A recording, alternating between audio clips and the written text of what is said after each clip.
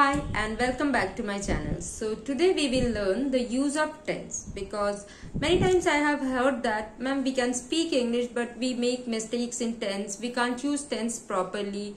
So for that reason today we will learn the use of tense and I will teach you in small parts ताकि आप लोगों को समझने में बहुत ही ज़्यादा आसानी हो. एक दिन में ज़्यादा पढ़ाऊंगी आप लोगों को समझ में नहीं आएगा. तो मैं चाहती हूँ थोड़ा सा पढ़ाऊंगी पर आप लोगों को समझ में आ जाए अच्छे से. So today we will learn about the present tense. सिर्फ present tense. तो present tense. हम present tense में present tense को कैसे यूज करते हैं? So first present tense के चार टाइप्स होते हैं. एक है simple present, एक present continuous, एक present perfect और एक present perfect continuous tense. तो पहले हम बात करते हैं simple present tense की. So where do we use simple present tense and how do we use this? तो in simple present tense we use in the universal fact. We use simple present tense in universal fact जो एकदम universally सच हो. जैसे कि सूरज जब east से उगता है, sun rises from east, ये कभी चेंज नहीं होगा. तो ये है universal truth.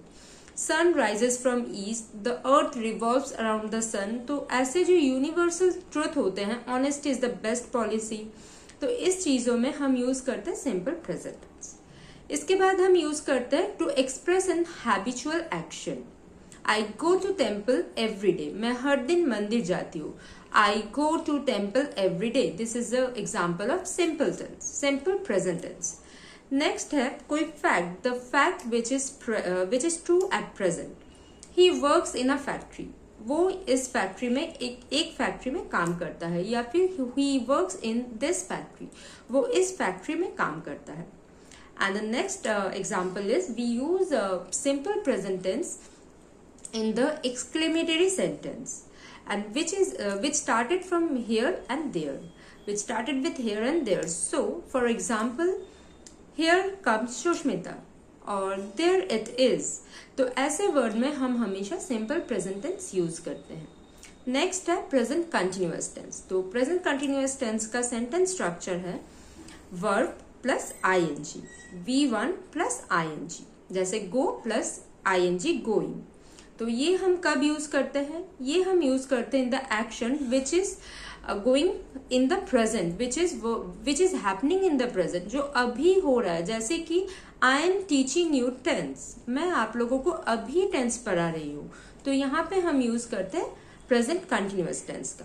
Next is action. यहाँ पे भी हम हैबिचुअल एक्शन के लिए यूज करते हैं, कि हैबिट के लिए यूज करते हैं. जैसे he is always wasting money in unnecessary thing, वो हमेशा ही पैसा बर्बाद करता है. He is always wasting money. तो यहाँ पे भी हम प्रेजेंट कंटिन्यूअस का यूज कर सकते हैं. अब आती है बारी प्रेजेंट परफेक्ट टेंस की. प्रेजेंट परफेक्ट टेंस का सेंटेंस स्ट्रक्चर है वर्ब का थर्ड फॉर्म, V3 फॉर्म, जिसको हम पार्टिसिपल फॉर्म भी बोल सकते हैं, पास्ट पार्टिसिपल फॉर्म. तो ये हम कब यूज करते हैं? ये हम यूज करते हैं in the action which has ended right now, जो अभी खत्म हुआ है, जो जस्ट खत्म हुआ है, which is completed just now. जैसे I have finished my work right now, I have finished my work right now. और इसका सेंटेंस स्ट्रक्चर तो मैंने पहले ही आपको बताया, हैव या हैज प्लस वर्ब का थर्ड फॉर्म. तो I have finished my work just now. या फिर हम यूज कर सकते हैं in the action which is happened in past but no specific time. जैसे कि आई हैव विजिटेड जयपुर, मैंने जयपुर घूमा है, मैं जयपुर गई थी, पर कब ये मैंने आपको नहीं बताया. तो in this type of sentence we can use present perfect. इसके बाद हम यूज करेंगे in the sentences which uses lately या फिर till now या फिर today. जैसे कि he has not came home till now, he has not came home till now. तो ऐसे वर्ड्स सेंटेंस में हम यूज कर सकते हैं प्रेजेंट परफेक्ट की.